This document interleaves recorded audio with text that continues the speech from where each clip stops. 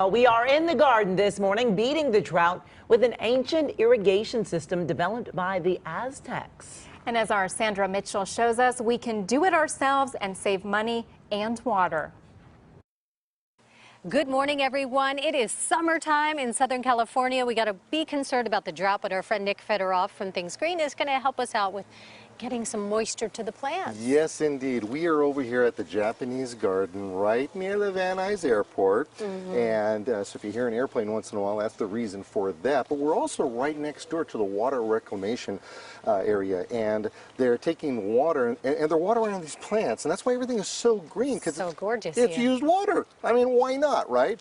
But with that being said, we don't necessarily have that luxury at our own homes. So what I'd like to do is kind of focus on what our friends from the South have done. Whether it was in Mexico, you know, the Mayans actually came up with this technique that we're going to talk about right now, and so did the Native Americans. And it's, oh yeah. Oh yeah. Yeah, so when you water your plants, you can go, oh yeah, yeah, oh yeah. I got this. And what they did was that those people, they were masters of using adobe clay and creating pottery and things like that. So what they did is that they took these urns, they had long necks on them, and they made like bottles on them like this.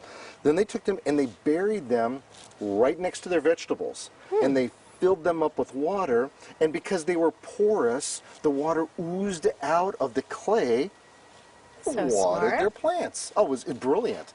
So we're actually seeing a trend with companies coming up with these Oyas, different sizes from small ones to big ones, that you can do that. Well, I got to thinking, wait a minute, those cost a lot of money. I'm a cheapskate. So let's make our own. So what we need to do is we need to go to the store and we need to find pottery.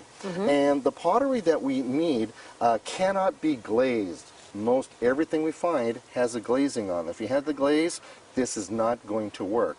So we're going to need 3 pieces to make this whole thing work. We're going to need a saucer, and we're going to need 2 containers. 2 pots, okay. And the 2 pots could be of any size. It all depends on how big of a hole you want to dig. So the simple technique behind this is just like this. You're going to take and you're going to get yourself the bottom of your Oya. Now we're going to get some liquid nails. Want me to do this? Yes, please. And we want to put a bead right along the top over here, all the way around. Let's see if we can get there. Now, this stuff is going to try to make it over here too. Yeah, that's it. Pull your trigger as you're going along. And you don't have to be that, you don't have to be that skilled, obviously. What are you saying, Nick? What are you saying? I'm saying absolutely nothing. You're doing a beautiful job over here. That's it. All right. Now that we have almost a decent kind of a thing. Almost. I got to finish this off over here for us. But yeah, put a nice big bead around here so that we don't have any gaps, because we don't want water to be escaping. Okay. Okay, so that's the reason for that. See, I thought we were just gluing it together. Yeah, and we are. Now, Waterproof. just take this and put it right on top. Line it up. Line it up, put it on top. Watch your fingers, because that stuff gets gooey. Okay. So what we'll end up doing is that we're going to let this dry. Once it's dry, then you want to take this and you want to bury it next to your watermelon or your pumpkin plants or whatever. Put it right like that. Bury it next to it, and then you water right from the top right here. Just this little hole. Just a little hole. Fill it up until it kind of bubbles out.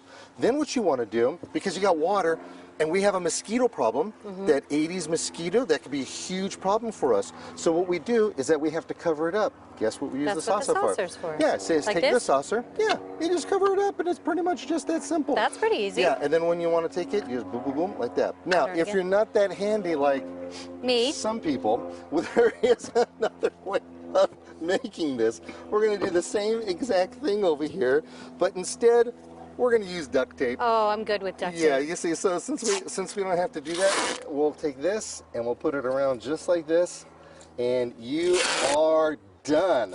I'll let you finish that off. So if anybody wants any more information, they can come online. They could visit me at thingsgreen.com. I'm also on Facebook at thingsgreen and Nick Federoff. See, so that's all you have to do. I like the duct tape better.